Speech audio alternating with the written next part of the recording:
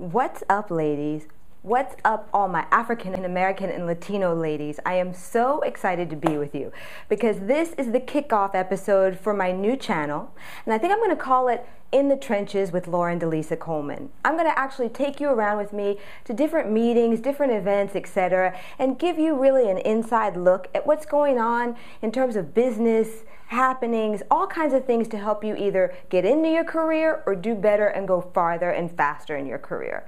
Because nobody's really talking with you guys when it comes to this area. And I mean, Oprah, that's for another generation. The reality stars are doing their own thing. This is just for you. So let's get into it. I've actually run just outside of a quick, large conference room because I am actually attending a lunch during the Tribeca Film Festival. And there is a particular segment of the Tribeca Film Festival called Tribeca All Access. They really help to support diverse filmmakers, giving them a fellowship, support, etc., and it's really great. The interesting thing though, two tips I want to give you. One of the main things to come out of the talks during the luncheon was that, of course, African Americans and Latinos, because we're growing in population and because you ladies are doing your thing in terms of out-indexing using these digital platforms, you're going to really be a major force in changing the images that we see today across any screen, whether it's your mobile phone screen right up to your huge flat screen. So keep that in mind because you're getting more and more power every day.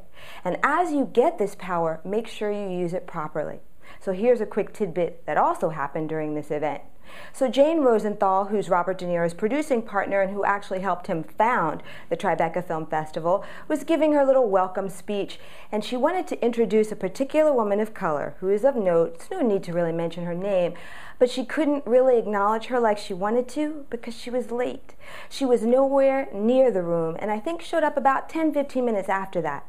Ladies, if anything that you can do to make yourself go further and faster, actually here's a tidbit that someone gave me many years ago. Almost 80% of anything you do is going to be just showing up. And I want to add showing up on time.